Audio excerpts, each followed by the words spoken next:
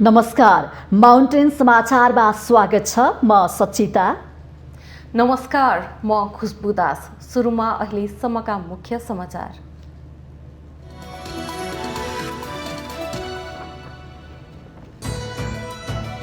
गरीब जनताले दुःखमाथि दुःख पाइरहँदा राजनीतिक दलहरू भ्रष्टाचारमा लिप्त, आफैले ल्याएको व्यवस्थाको दुरुपयोग गर्दै विकास नभई विनाशतर्फ उन्मुख। मूल घर फर्कन विभाजनतिर लागेकालाई एमाले स्थायी कमिटिको आह्वान। यसअघिका कुनै पनि क्रियाकलापलाई लिएर पूर्वाग्रह नराखिने र कारबाही फिर्ता गर्ने घोषणा। बाध्य भएर नयाँ पार्टी खोल्नु परेको प्रस्तावित नेकपा एकीकृत समाजवादीका अध्यक्ष माधव नेपालको टिप्पणी। एमाले विभाजनका लागि आवश्यक संख्या पुग्ने दाबी। महाधिवेशन सुरु हुन 10 दिन बाँकी रहँदा कांग्रेसको क्रियाशील सदस्य सूची सार्वजनिक भएन। पार्टी कब्जा गर्ने नेतृत्वको धङधम्कीले इतरपक्ष धर्नामा। नयाँ सरकार गठन भएपछि पहिलो पटक भारतीय दूतको नेपाल भ्रमण। मन्त्रीमण्डल विस्तार हुन नसकेको बेला भारतीय प्रधानमन्त्री मोदीका दूतको आगमन अर्थपूर्ण रहेको विश्लेषण। अमेरिकी गुप्तचर निकाय CIA का प्रमुख विलियम जे बर्नस अफगानिस्तानमा। तालिबानका प्रमुख नेता मुल्लाह अब्दुल खानी बारदारसँग भेटवार्ता गरेको खुलासा। र AFC महिला एसियन कप 2022 छनौटका लागि नेपाली राष्ट्रिय महिला फुटबल टोलीको घोषणा। बन्द प्रशिक्षणमा रहेका 28 खेलाडीबाट 23 खेलाडी छनौट।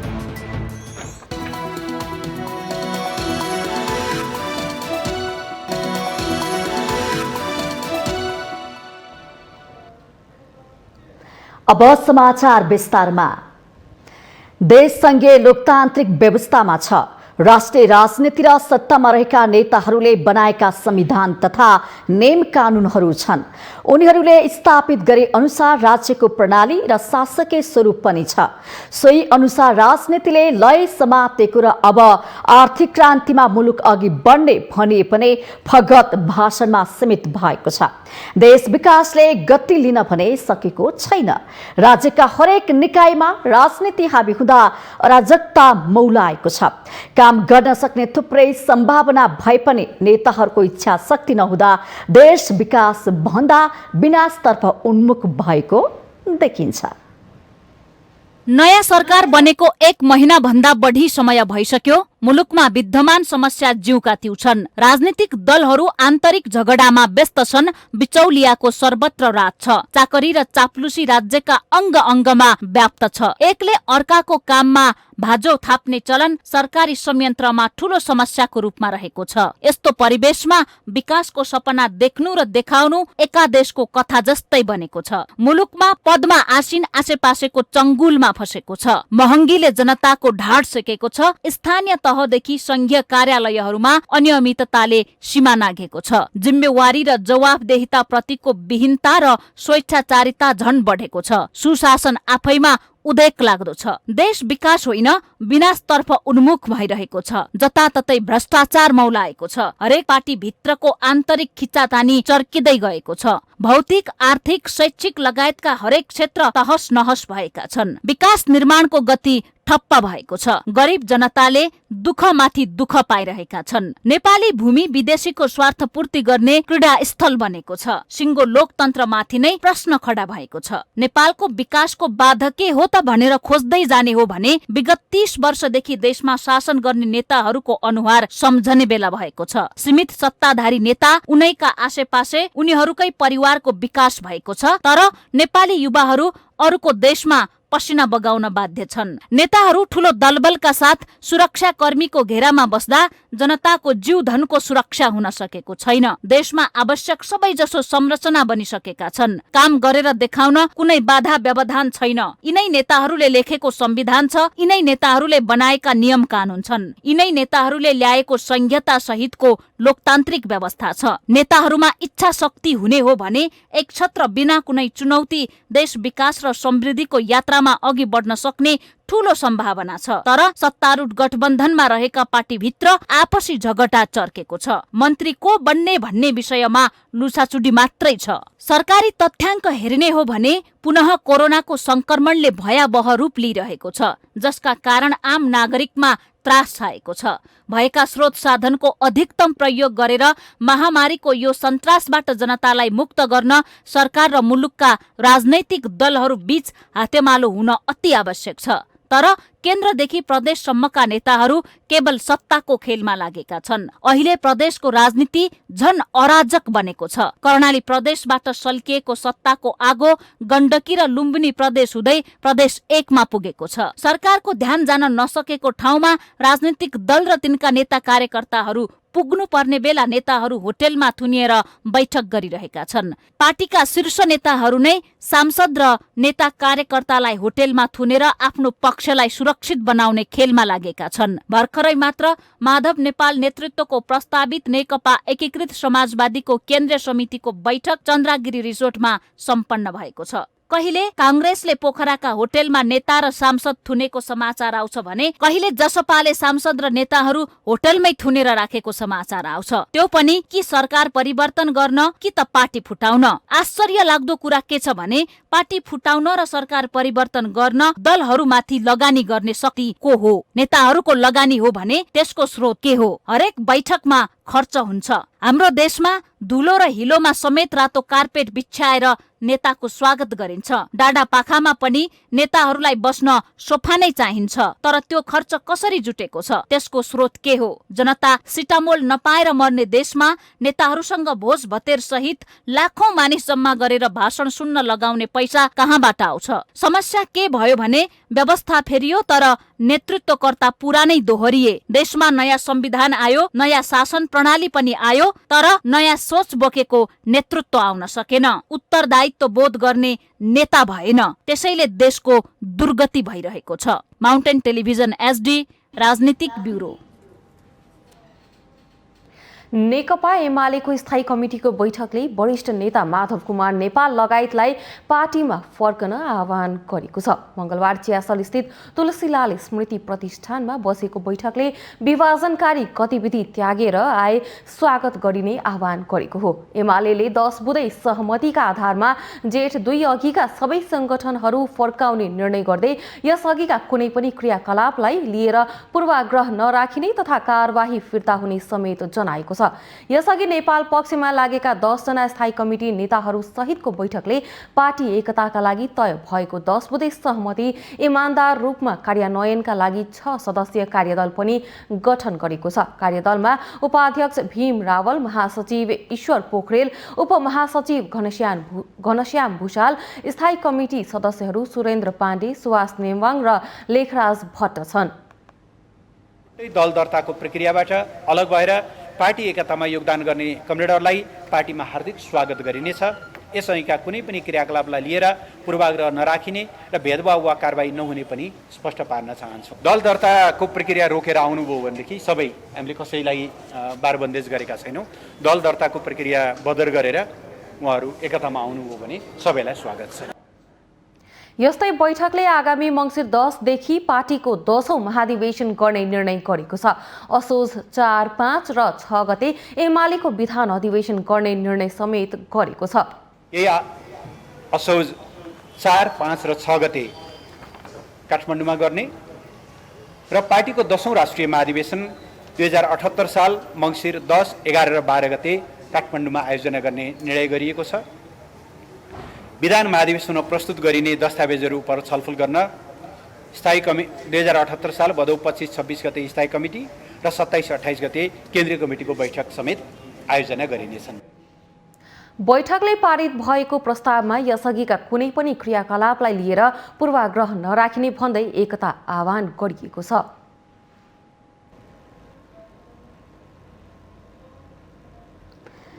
प्रस्तावित नेकपा एकीकृत समाजवादीका अध्यक्ष माधव कुमार नेपालले एमाले अध्यक्ष केपी शर्मा ओलीले ढोका बन्द गरिदिएपछि बाध्य भएर नयाँ पार्टी खोल्नु परेको टिप्पणी गर्नुभएको छ। नेपालले मंगलबार चन्द्रगिरीमा सञ्चारकर्मीहरूसँग कुरा गर्दै एमाले अध्यक्ष केपी शर्मा ओलीले एकलौटी पार्टी कब्जा गरेको र आफूहरूलाई पार्टीबाट निष्कासन गरेको कारण बाध्य भएर नयाँ पार्टी खोल्नु परेको नेपालले टिप्पणी गर्नुभएको हो। आफू लगायतका 14 सांसदलाई पार्टीबाट निष्कासन गरेपछि नयाँ पार्टी दर्ता गर्नुको विकल्प नरहेको उहाँको भनाइ छ। भइसकेपछि त्यहाँ जाने ढोका बन्द भइसकेपछि त्यसमा पनि 14 जना सांसदलाई पुरै पार्टीबाट निष्कासन गरिसकेपछि र हामीलाई पनि पार्टीबाट पुरै निष्कासन गरिसकेपछि त्यो पार्टीको ढोका बन्द भयो। जब त्यो पार्टीको ढोका बन्द भइसकेपछि निष्कासन गरिसकेपछि हाम्रो सामु अरू कुनै विकल्प बाँकी रहेन। अध्यक्ष नेपालले आफूहरूसँग एमाले विभाजनको लागि आवश्यक 20% संख्या भन्दा बढी केन्द्रीय कमिटी र संसद दुवैतिर पुग्ने दावी गर्नु भएको छ। अध्यक्ष नेपालले एमाले अध्यक्ष ओलीको विचार र धारणामा परिवर्तन आएमा पार्टी गठन गर्ने बित्तिकै एकताको निम्ति तयार रहेको पनि बताउनु भएको छ। उहाँले आफूलाई पार्टी गठन गर्न नदिएर घर र घाटको बनाउने षड्यन्त्र भएको भन्दै षड्यन्त्रलाई चिरेर नयाँ पार्टी निर्माण गर्ने पनि बताउनु भयो। तर यो गठन गर्नै नदिकन हामीलाई अलपत्र पार्ने षड्यन्त्र भइरहेछ। हामीलाई घर न घाटको बनाउने षड्यन्त्र भइरहेछ। न यता जान दिने न उता जान दिने, न केपी ओलीको गतिविधिलाई अन्त्य गर्ने रोक्ने केही पनि नगर्ने। बागमती प्रदेशको मुख्यमन्त्री अष्टलक्ष्मी साखे आफूसँग सल्लाह गरेर नै मुख्यमन्त्री बनेको उहाँको भनाइ थियो।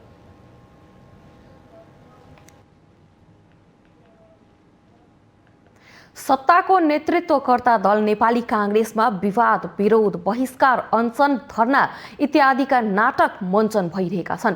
संस्थापन इतर जिल्ला सभापतिहरूले पार्टी कार्यालय सानेपामा धरना दिएका छन्। प्रधानमन्त्री समेत रहेका कांग्रेस सभापति शेरबहादुर देउवालाई विवाद समाधान समितिले सोमबार क्रियाशील सदस्यता सम्बन्धी प्रतिवेदन बुझाएका थिए, तर सार्वजनिक नगरिएको भन्दै संस्थापन इतर जिल्ला सभापतिहरूले धरना दिएका छन्।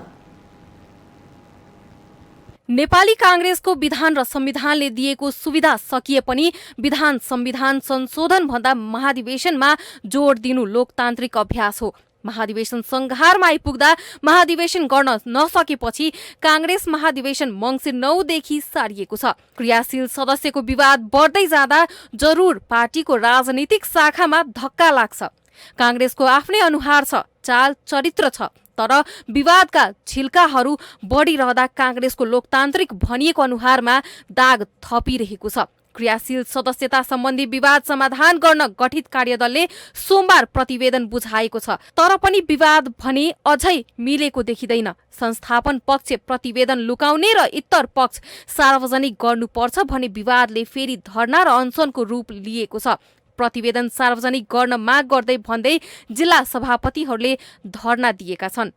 त्यसकारणले पार्टीलाई विधि विधान नीति सङ्गत ढङ्गले अगाडि बढाउनुको निम्ति पार्टी सभापतिहरूले जे जति अहिले सहमति भएका छन् त्यसलाई व्यावहारिक नीतिगत सहमतिलाई व्यावहारिक रूपान्तरण गरेर जुन सूची हुन्छ त्यो सूची सार्वजनिक गर्न अप्ठ्यारो मान्नुपर्ने केही स्थिति नै छैन। किनभने लोकतान्त्रिक पार्टीभित्र म मतदाता छु कि छैन भन्न मैले थाहा पाउने अधिकार चाहिँ यो सर्वमान्य सिद्धान्तभित्र हो। क्रियाशील सदस्यता वितरणमा धाँधली भएको र विधान अन्तर्गत भएको सदस्यतालाई समावेश गरी विधान मिचेकोलाई खारेज गर्नुपर्छ भन्ने आफूहरूको माग रहेको जिल्ला सभापतिहरू बताउँछन्। हाम्रो सिधा माग हो, विधि विधान र प्रक्रिया अन्तर्गत भएको कुरालाई समावेश गराउँ, विधि विधान र प्रक्रियाभन्दा बाहिरबाट आएकोलाई खारिज गर्नु पर्यो र 11वटा वार्ड सभापतिलाई फारम उपलब्ध गराउनु पर्यो। त्यसको पनि फन्डामेन्टल राइट हो। अरू सभापति जस्तो उसले पनि आफ्नो वार्डमा को मान्छेलाई क्रियाशील दिने हो भन्ने कुराको निर्णय गरेर नाम प्रस्तावित गर्ने उसको अधिकार हो।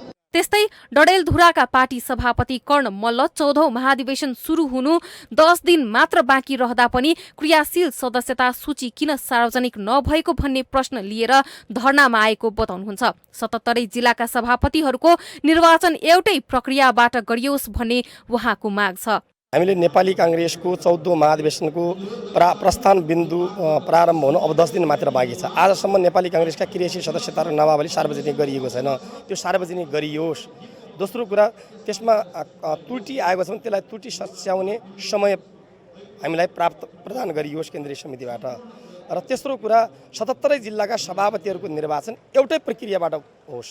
यसरी काङ्ग्रेस एकपछि अर्को विवादै विवादमा फसेको छ। पार्टी कब्जा गर्ने र सधैँ आफ्नो वर्चस्व कायम राख्ने धङधङीले यो विवाद आएको देखिन्छ। पार्टीभित्रको गुट उपगुट भन्दा माथि उठेर निष्ठावान र इमान्दार सदस्यलाई न्याय गर्नु नै काङ्ग्रेसका छवि सुन्दर हुनु हो। यसमा नेतृत्व सजग हुनै पर्छ। पार्टी कार्यालय अनसन धर्ना मारमुङ्गीले गलत सन्देश जान्छ। समस्या सुल्झाउने जुक्तिको खोजीमा लाग्नुपर्छ। माउन्टेन टेलिभिजन XD का लागि खुशबु दासको रिपोर्ट। पार्टीको व्हिप उल्लङ्घन गरेका माधव नेपाल सहित 14 जना सांसदको नाम समावेश गरेर ल्याइएको शनाखत नबुझ्न निर्वाचन आयोगलाई दबाब दिएको छ। अग्नि खरेल सहितका एमाले नेताहरूले मंगलबार निर्वाचनमा आयोगमा पुगेर पार्टीले कारबाही गरेका सांसदको नाम समावेश गरेर ल्याइएको शनाखतले लोकतन्त्रलाई कमजोर बनाउने भन्दै शनाखत नबुझ्न आयोगलाई दबाब दिएका छन्। तिनीहरूको नामलाई पनि समावेश नगरियोस् र तिनीहरूलाई चाहिँ नाम समावेश गरेर उनीहरूलाई शनाखत गराउने प्रक्रियामा संलग्न नगराइयोस्। यो कुरोले मुलुकको लोकतन्त्रलाई बलियो बनाउँछ। यो लोकतन्त्र बलियो बनाउने काममा नै निर्वाचन आयोग लाग्छ भन्ने हामीलाई विश्वास छ। निर्वाचन आयोगका प्रवक्ता राजकुमार श्रेष्ठले शनाखत गर्दा केन्द्रीय समितिका सदस्यहरूले नागरिकताको प्रमाणपत्र मतदाता परिचय पत्र ल्याउनु पर्ने बताउनु भएको छ।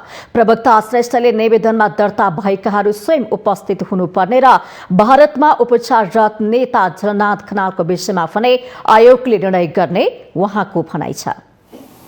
व्यक्तिहरूलाई अथवा संघीय संसदका सदस्य र केन्द्रीय समितिका सदस्यहरूलाई स्वयं उपस्थित भएर शनाखत गर्नका निम्ति जानकारी गराइसकिएको छ। तर माननीय झलनाथ खनालको सन्दर्भमा यहाँले राख्नुभएको सन्दर्भमा चाहिँ मैले अहिले यसै हुन्छ भनेर भन्न सक्ने अवस्था रहँदैन।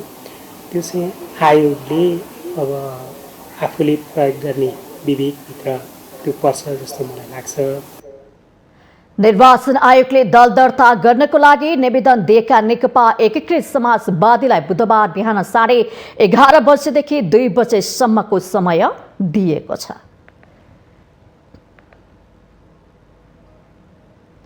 माउन्टेन समाचारमा पालो भएको छ विश्रामको।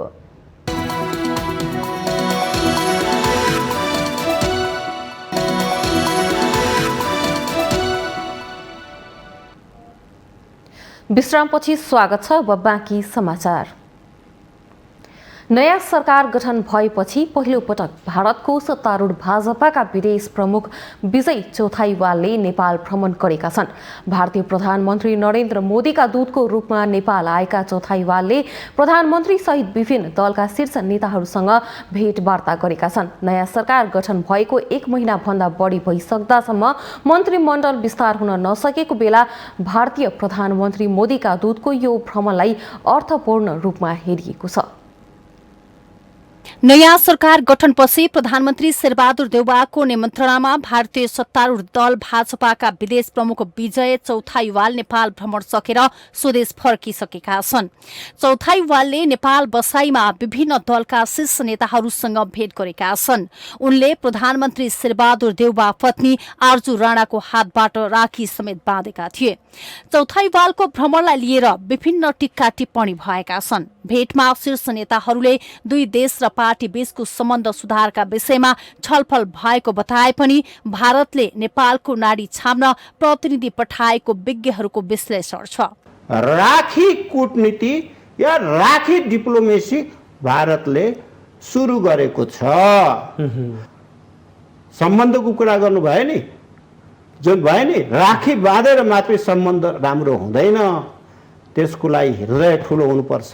मध्यरातमा भारतको विदेश बाह्य सुरक्षा प्रमुख सामन्त कुमार गोयलको बालुवाटारमा भेट भन्नुहोस्।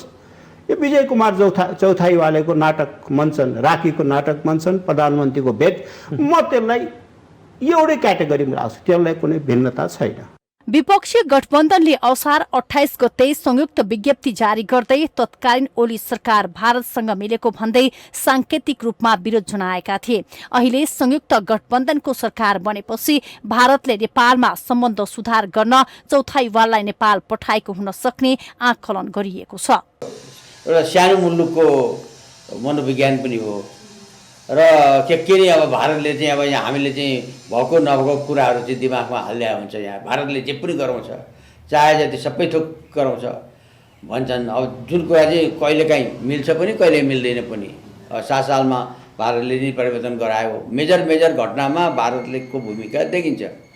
62-63 सालको आन्दोलनलाई पनि भयो, 46 सालको आन्दोलनमा पनि भारतकै एउटा समर्थनले भएको छ। भारतले तत्कालीन प्रधानमन्त्री केपी शर्मा ओलीसँग सहकार्य गर्न 2077 कार्तिकमा भारतीय खुफिया संस्था रका प्रमुख सामन्त गोयललाई काठमाडौँ पठाएको थियो। लगत्तै अर्को महिना ओलीलाई भेट्न चौथाई वाल नै काठमाडौँ आएका थिए। भारतले विदेश मन्त्री वा विदेश मन्त्रालयका प्रतिनिधि भन्दा पनि दलका नेतालाई पठाएर राजनीतिक र पार्टी बीचको सहकार्य अघि बढाउने रणनीति अघि सारेको छ। यसरी भारतले नेपाल मामिलामा कूटनीतिक भन्दा पनि खुफिया र राजनीतिक रूपबाट अघि बढ्न खोजेको प्रश्न भएको सरकारवालाहरूको बुझाइ छ। माउन्टेन टेलिभिजन एसडीका लागि अप्सरा गौतम, काठमाडौँ। नेपाल विद्युत प्राधिकरणका कार्यकारी निर्देशकमा कुलमान घिसिङलाई नियुक्त गरेको विरुद्ध रिटमा सर्वोच्च अदालतले अन्तरिम आदेश दिन अस्वीकार गरेको छ। कुलमान घिसिङको नियुक्ति विरुद्ध निवर्तमान कार्यकारी निर्देशक हितेन्द्र देव साकेले दायर गरेको रिटमा मंगलबार सुनवाई गर्दै प्रधान न्यायाधीश चोलेन्द्र शमशेर जबराको एकल इजलासले अन्तरिम आदेश दिन अस्वीकार गरेको हो। इजलासले घिसिङलाई कार्यकारी निर्देशक नियुक्त गर्ने मन्त्री परिषदको निर्णय, प्राधिकरणको सञ्चालक समितिको बैठकको निर्णय र साके र प्राधिकरण बीचमा भएको सम्झौताको सक्कल फाइल 3 दिनभित्र झिकाउन आदेश दिएको छ। साकेले आफू विवादमा बसेको बेला कार्यकारी निर्देशकमा कुलमान घिसिङलाई संविधान र कानून विपरीत नियुक्त गरेकाले त्यस सम्बन्धी सबै काम बदरको माग गर्दै रिट निवेदन दर्ता गर्नु भएको थियो। मन्त्री परिषदको साउन 25 गते बैठकले घिसिङलाई प्राधिकरणको प्रमुखमा नियुक्त गरेको थियो। सरकारले घिसिङलाई नियुक्त गरेर साकेलाई जल तथा ऊर्जा आयोगको विज्ञ सदस्यमा सरुवा गरेको छ।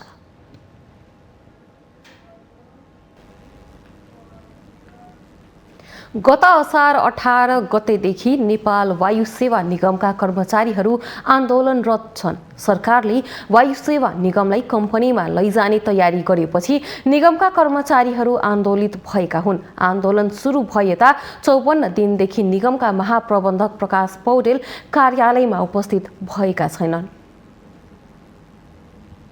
नेपाल वायु सेवा कार्यालय अगाडि गत असार 18 गतेदेखि दिनहुँ धरना कार्यक्रम भइरहेको छ। सरकारले निगमलाई निजी कम्पनी बनाएर 1250 कर्मचारीको भविष्य समेत अन्यलपूर्ण बनाएको भन्दै कर्मचारीहरू विरोधमा उत्रेका हुन्। उनीहरूको आन्दोलनमा क्याप्टेन विजय लामाको पनि समर्थन छ। भौतिक रूपमा उपस्थित हुन नसके पनि लामाले आन्दोलनको समर्थन गर्नुभएको हो। र पनि हामी गिभ अप गर्नु, तपाईहरु प्लिज गिभ अप नगर्नु। हामी तपाईहरुको सोचमा लाग्छ होला, हामीहरुले तपाईलाई साथ दिएका छन्, हामीले साथ दिएका छौं। मौन बस्नु पनि साथ दिनु हो। यदि हामी विरोध गरेर हिँडेको भए साथ तपाईलाई साथ दिएन भन्नुहुन्छ, तर मौन बस्नु पनि एउटा साथ हो नि त। हाम्रो कामको सिलसिला नै त्यसो छ। हामीलाई अग्रेसनमा जानु न, हामीले काम गरिरहेका छौं। आएर यहाँ कराउनु, चिचाउनु, हामी कुनै आन्दोलित भएर अगाडि हिँड्दैन गएर चार्ज उडाउनु उचित हुन्छ कि हुँदैन त? प्रस्ताव अनुसार नेपाल वायु सेवा निगम कम्पनीमा रूपान्तरण भए कार्यरत कर्मचारीहरूको सेवा सुविधा रोजगारीको अवस्था के हुने भन्ने यकिन नभएको भन्दै निगमलाई निजी बनाउन नहुने उनीहरूको माग छ। निजीकरण र कम्पनीको योजना लादेर उहाँ भागेर हिँड्नु भएको छ। यस्तो नालायक महाप्रबन्धक नेपाल वायु सेवा निगममा आउनुहुन्न भन्ने कुरा नेपाल आम कर्मचारीको धारणा हो। निजीकरण गर्नु नेपालमा फेल भइसक्यो र 18वटा संस्थानहरू कोल्याप्स भइसके, 12वटा ब्रेकिङको अवस्थामा छन्, 8वटा मरणासन्न अवस्थामा आइसकेको कारणले गर्दा नेपाल वायु सेवा निगम अविच्छिन्न उत्तराधिकारी संस्था भई र तपाईँको नेपाल सरकारकै पूर्ण स्वामित्वमा सञ्चालन हुनुपर्छ। यो नालायक महाप्रबन्धकले राजीनामा दिएर भविष्य आएको नेपाल वायु सेवाको उज्जवल भविष्यका लागि मार्ग प्रशस्त गर्नुपर्छ भन्ने हामी आम कर्मचारीको माग हो। महाप्रबन्धक नेपाल वायु सेवा निगमको महाप्रबन्धक लायक नभएको, कुनै मिसन भिजन नभएको भन्दै आन्दोलन कर्मचारीहरूको गुनासो छ। सरकारले आफ्नो प्रस्तावमा सार्वजनिक निजी साझेदारीका रूपमा नेपाल वायु सेवा निगम सञ्चालन गर्ने भने पनि कर्मचारीहरू भने सरकारको तयारीप्रति रुष्ट छन्। हाम्रो माग के हो भने यो सत्तालाई सरकारी संयन्त्रमै चलाउनुपर्छ, एक नम्बर हाम्रो माग थियो। दोस्रो माग हाम्रो स्वास्थ्य आँक्रालाई यो अनुसारको अनुभव भएको, क्षमता भएको, योग्यता भएको, भिजन भएको, मिसन भएको र अनुभवले खारिएको मान्छे चाहिन्थ्यो। हामीलाई त्यो किसिमको योग्यता सरकार नेपाल सरकार नियुक्ति गर्न सकेन। अहिलेको महाप्रबन्धक गोर्खा पौडेलजीले यो संस्था चलाउन सक्नुहुन्न। उहाँसँग जहाँ चलेको भन्दा अर्को योग्यता छैन, मिसन छैन, भिजन छैन। इभन यस्ता कुराहरू निर्णय गर्दाखेरि कर्मचारी बिचमा छलफल गर्न लाइन्छौँ, आम तिनको नेपाली जनता बिच छलफल गर्छौँ, राष्ट्रिय तथा अन्तर्राष्ट्रिय समन्वय गर्नु। रातारात यसलाई शनिबारको मिटिङ पारेर बन्द कोठामा कालो कोठरीमा बसेर यस्ता निर्णय गरिरहेका छन्। उहाँबाट संस्था चल्दैन। उहाँको बर्खास्ती हाम्रो दोस्रो माग हो। सरकारले भने निगमलाई सार्वजनिक निजी साझेदारीमै सञ्चालन गर्ने गरी कम्पनी मोडलमा लैजाने पक्षमा देखिन्छ। विभिन्न मोडालिटी अप्नाएर विभिन्न तरिकाले कानुनसम्म कसरी बनाउन सकिन्छ, यो सबै कुराहरू हामीले सम्बोधन गर्ने क्रममा हाम्रो कार्यालय समयको आधी टाइम चाहिँ हाम्रो इफोर्ट म त्यसलाई वेस्ट भन्दिनँ, हामी त्यसमा स्पेन्ड भइरहेको छ कि सबै। त्यही भएर यो सानो भूमिका पनि मैले बाँध्न खोजेको खास कारण चाहिँ के हो भने कृपया फेरि पनि दोहोऱ्याएर भन्न चाहन्छु होला, यहाँ केही प्रतिशतको चाहिँ आफ्नो व्यक्तिगतको बढुवा वृत्ति विकास सम्बोधन नभइएको होला, तर ग्रेटर अर्गनाइजेसनको ग्रेटर इन्ट्रेस्टमा हेर्दाखेरि चाहिँ त्यसलाई हामीले 51% जुन छ त्यसमै अडिट भएर निर्णय लिएको अवस्था भनेको एकदम ठोकेर दाबी गर्न चाहन्छु। व्यक्तिगत स्वार्थका कारण नेपाल वायु सेवा निगम जस्तो सेवा प्रदायक संस्था आन्दोलनको भुमरीमा छ। कर्मचारी दिनहुँ महाप्रबन्धकको राजीनामा माग गरिरहेका छन्। लोकतन्त्रमा विरोध गर्न पाइन्छ, तर कर्मचारीहरू नै काम छोडेर महिनौं दिनसम्म धर्नामा उत्रने संस्कृति रोक्न यथाशीघ्र समस्या समाधान हुन जरुरी देखिन्छ। माउन्टेन टेलिभिजन एसडीका लागि क्यामेरामा प्रदीप घलानका साथ संगीता अधिकारी, काठमाडौँ। काठमाडौँ उपत्यकामा निषेधाज्ञा एक साता थप गरिएको छ। मंगलबार बसेको उपत्यकाका 3 जिल्लाका सिडिओहरूको संयुक्त बैठकले पुरानो नेमलाई यथावत राख्दै भदौ 16 सम्म निषेधाज्ञा थप गर्ने निर्णय गरेको हो। कोरोना संक्रमण दर उस्तै रहेको र थप कडाई गर्दा शहरी जनजीवन प्रभावित हुने भएकोले सामान्य कडाई गरिएको काठमाडौँका प्रमुख जिल्लाधिकारी कालीप्रसाद पराजुलीले जानकारी दिनुभएको छ। अन्य भिडभाड कम गरी कोरोना रोकथाम तथा सम्बन्धित जनचेतना प्रभाव गर्ने विषयलाई जोड दिएको पनि पराजुलीको भनाइ छ।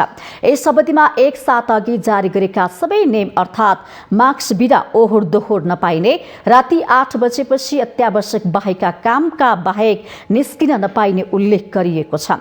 यसअघि एक साताको लागि थपेको निषेधाज्ञा मंगलबार राति 12 बजेदेखि सकिँदैछ।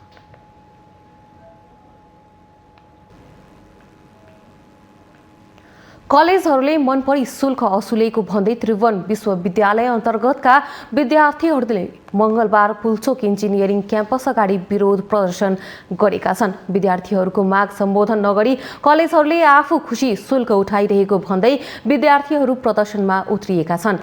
पटक पटक डिन कार्यालयसँग सहमतिका लागि छलफल गर्न खोज्दा समेत वास्ता नगरेको विद्यार्थीहरूको गुनासो छ।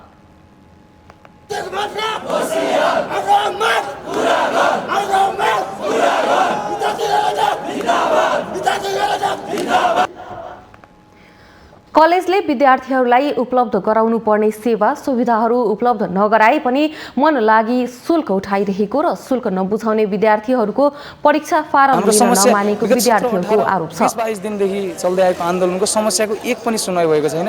म्याथमा थपिँदै जाँदाखेरि विद्यार्थीलाई प्रेसर दिने, म्याथ त्यो फारमको अन्तिम डेडलाइनसम्म पुर्याउने त्यस्ता क्रियाकलाप गर्दा गर्दै प्रेसर दिने, अन्तिममा उहाँको अभिभावकहरूलाई मेसेज फ्लो गरेर ल तपाईँको छोराछोरीहरूको शुल्क यसरी तिर्ने भनेर निर्धारण गर्ने भनेर चाहिँ उनीहरूले इन्फर्मेसन फ्लो गरिदिन्छ अनि प्यारेन्ट्सहरूले आत्तेर चाहिँ गरिदिन्छ। त्यो तिर्नेहरू हामीले प्रयोग नगरेको सामग्री चाहिँ हामी पैसा तिर्दैनौँ, हामीलाई छुट चाहिन्छ भनेर हामी निरन्तर आन्दोलनमा छौँ। तर पनि अब कलेज प्रशासनले चाहिँ हाम्रो माग चाहिँ सुनवाई गरेन। हामीलाई झुलाउने काम भयो, कहिले एकोन भन्छ होइन, उनीहरूको एसोसिएसन छ प्राइभेट इन्जिनियरिङ कलेजको, कहिले त्यता देखाउँछ। अनि त्यो भइसकेपछि अब हाम्रो के भयो भन्दाखेरि हाम्रो 32 गतेसम्म त्यो फर्म हामीले चाहिँ त्यसलाई डिन कार्यालयमा अलिकति दबाब दिएपछि चाहिँ आज 8 गतेसम्म चाहिँ फर्मको डेट लम्ब्याए तर त्यतिसम्म पनि हाम्रो कलेजकोले चाहिँ अझै पनि सोलुसन निकाल्ने चाहिँ काम गरेको छैन। डिन कार्यालय बिचौलियाको प्रभावमा परेर विद्यार्थीहरूको माग पूरा हुन नसकेको भन्दै आफूहरूको माग सम्बोधन नभई आन्दोलनलाई थप सशक्त बनाउने विद्यार्थीहरूको भनाइ छ।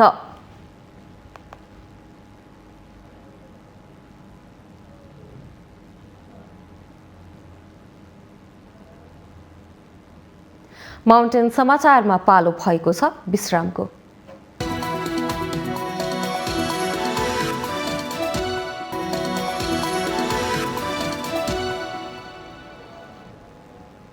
विश्रामपछि स्वागत छ। अब बाँकी समाचार। सामाजिक विभेद र उपेक्षामा परेका समलिङ्गी तथा तेस्रो लिङ्गी समुदाय अझै अधिकार र अवसरबाट पनि वञ्चित भएका छन्। कानुनमा भए पनि राज्यले भने आफूहरूको अधिकारको सुनिश्चितता नगरेको पर्साका समलिङ्गी तथा तेस्रो लिङ्गीहरूको गुनासो पनि छ। अधिकार र अवसरबाट वञ्चित हुँदा उनीहरू घर परिवार र समाजबाट पनि टाढिँदै गएका छन्। पछिल्लो समय समलिङ्गी तथा तेस्रो लिङ्गीहरू कुलतमा फस्ने र मानसिक रूपमा विक्षिप्त हुनेहरूको संख्या बढिरहेको छ।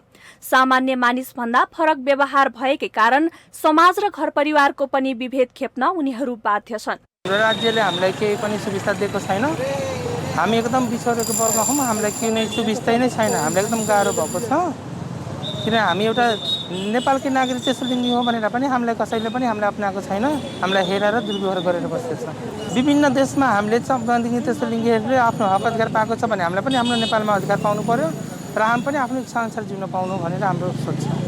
कहीँ रुम लिन जाँदा पनि रुम पाउँदैन, केही पाउँदैन। हामीलाई पनि हेप्ने समाजले पनि हेप्छ, समाजले पनि नराम्रो सोच्छ। तर हाम्रो के भन्छ संविधानमा तेस्रो लिङ्गीको अधिकार दिइसकेको छ, तर हाम्रो समाजमा यहाँ धेरै हेप्छ। हेपेर पनि हाम्रो समाजमा केही गर्न सक्दैनौँ। मौगा छक्का पनि बाटोमा जाँदाखेरि भन्छन्।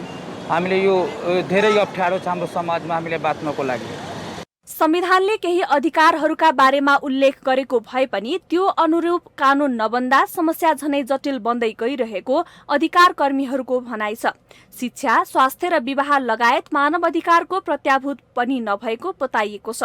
संविधानको धारा 12, 18 र 42मा चाहिँ यो मौलिक हकका विषयमा चाहिँ बोलेको छ हैन, र पहिचानको नागरिकताको कुराहरू पनि त्यसमा छ।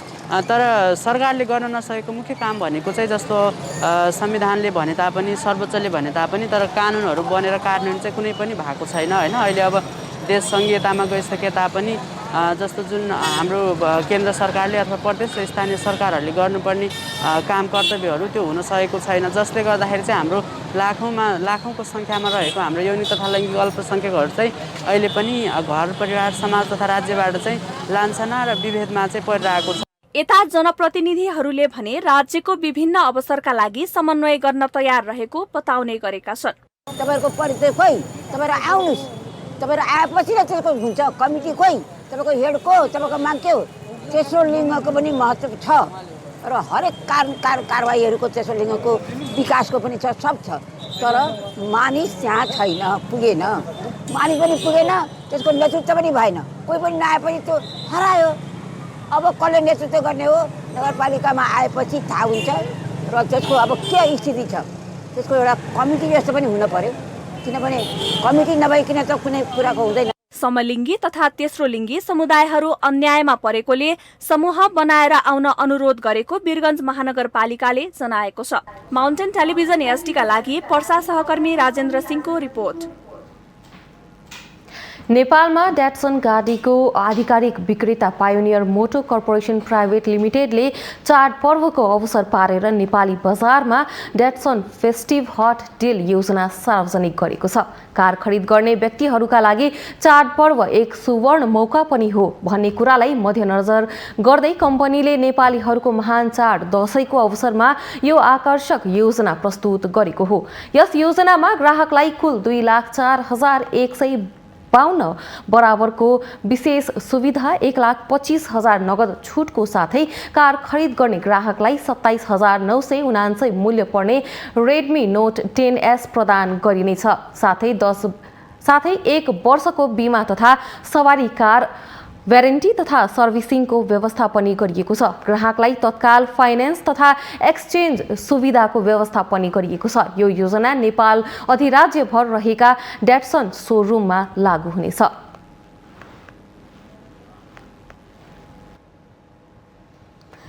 संसदीय समितिले दिगो विकासका लक्ष्य प्राप्तिको लागि सशक्त राजनैतिक संयन्त्र बनाउन सरकारलाई निर्देशन दिएको छ। राष्ट्रिय सभाको दिगो विकास तथा सुशासन समितिको मंगलबार सिंहदरबारमा बसेको बैठकले यस्तो निर्देशन दिएको हो। दिगो विकास लक्ष्य हासिल गर्ने सवालमा सरकारको प्रतिबद्धता अनुसार राष्ट्रिय योजना आयोगले प्रभावकारी अनुगमन र कार्यान्वयन गर्नुपर्ने समितिको निर्देशन छ। दिगो विकास लक्ष्यहरू हासिल गर्ने सवालमा र सरकारको प्रतिबद्धता अनुसार योजना आयोगले प्रभावकारी अनुगमन र कार्यान्वयनको लेखाजोखा राम्रोसँग सफल होस् भनी सुझाव र शुभकामना दिन चाहन्छु। आगामी दिनहरूमा हामी नियमित दिगो विकास लक्ष्य सम्बन्धमा जोडिरहनेछौँ र समीक्षा पनि गरिरहनेछौँ। बैठकमा राष्ट्रिय योजना आयोगका उपाध्यक्ष डाक्टर विश्वनाथ पौडेलले दिगो विकास लक्ष्य हासिल गर्ने सवालमा सशक्त राजनीतिक संयन्त्र र प्रतिबद्धताको खाँचो रहेको बताउनु भएको छ।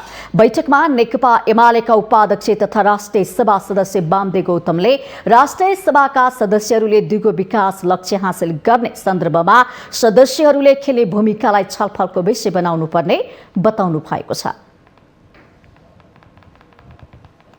हामीसँग आर्थिक अन्तर्राष्ट्रिय र खेल समाचार बाँकी नै छन्। माउन्टेन समाचारमा पालो भएको छ विश्रामको।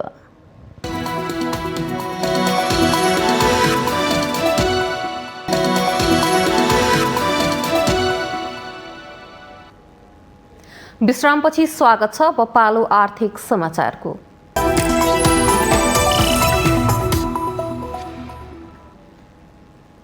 नेपाल स्टक एक्सचेन्ज नेप्सेका प्रमुख कार्यकारी अधिकृत चन्द्रसिंह साउदले पदबाट राजीनामा दिनुभएको छ। बुक बिल्डिङ प्रक्रियामा रहेको सर्वोत्तम सिमेन्टको सेयर आफ्नी श्रीमतीको नाममा खरिद गरेपछि विवादमा तानिएका प्रमुख कार्यकारी अधिकृत साउदले मंगलबार पदबाट राजीनामा दिनुभएको हो। पदबाट राजीनामा दिएसँगै पत्रकार सम्मेलनमा उहाँले आफूले विद्यमान नियम कानुन अनुरूप नै सेयर खरिद गरेको प्रतिक्रिया दिनुभयो। अन्तर्राष्ट्रिय कानुनलाई परिभाषित गर्दै आफूलाई दोषारोपण गरिएको भन्दै उहाँले सरकारले छानबिन समिति समेत बनाएको सन्दर्भमा सरकारलाई सघाउनका लागि आफूले राजीनामा दिएको बताउनुभयो। एउटा छानबिन कमिटी बनाएर अर्थ मन्त्रालयमा तयार गरेको परिस्थितिमा नेपाल सरकारलाई सहयोग गर्ने उद्देश्यले अब मैले आजैका नीतिदेखि लागू हुने गरी राजीनामा पत्र बुझाएको छु। यो यहाँहरूलाई म यहाँहरू मार्फत सम्पूर्ण आम लगानीकर्ता र पुँजी बजारसँग सम्बन्ध सबै सरोकार राख्ने व्यक्ति र संस्थाहरूलाई जानकारी गराउन चाहन्छु। उहाँले आफ्नो कार्यकालमा नेपालको लगानीकर्ता र नेपालको पुँजी बजारको विकास र विस्तारमा गर्नुपर्ने हरदम कोसिस गरेको बताउनुभयो। यो सँगै हामी माउन्टेन समाचारको अन्त्यमा आइपुगेका छौँ। जाँदै मुख्य समाचार पुनः एकपटक।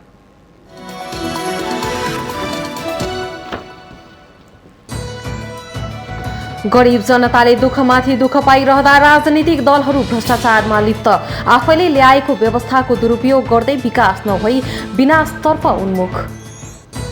मूल घर फर्कन विभाजनतिर लागेकालाई एमाले स्थायी कमिटीको आह्वान। यसअघिका कुनै पनि क्रियाकलापलाई लिएर पूर्वाग्रह नराखिने कारबाही फिर्ता गर्ने घोषणा। बाध्य भएर नयाँ पार्टी खोल्नु परेको प्रस्तावित नेकपा एकीकृत समाजवादीका अध्यक्ष माधव नेपालको टिप्पणी। एमाले विभाजनका लागि आवश्यक संख्या पुग्ने दाबी। महाधिवेशन सुरु हुन 10 दिन बाँकी रहँदा कांग्रेसको क्रियाशील सदस्य सूची सार्वजनिक भएन। पार्टी कब्जा गर्ने नेतृत्वको दङदङ्गीले उत्तरपक्षी धरनामा। नयाँ सरकार गठन भएपछि पहिलो पटक भारतीय दूतको नेपाल भ्रमण। मन्त्रीमण्डल विस्तार हुन नसकेको बेला भारतीय प्रधानमन्त्री मोदीका दूतको आगमन अर्थपूर्ण रहेको विश्लेषण। अमेरिकी गुप्तचर निकाय CIA का प्रमुख विलियम जे बर्नस अफगानिस्तानमा तालिबानका प्रमुख नेता मुल्ला अब्दुल खानी बारदारसँग भेटवार्ता गरेको खुलासा र एएफसी महिला एसियन कप 2022 छनौटका लागि नेपाली राष्ट्रिय महिला फुटबल टोलीको घोषणा। बन्द प्रशिक्षणमा रहेका 28 खेलाडीबाट 23 खेलाडी छनौट।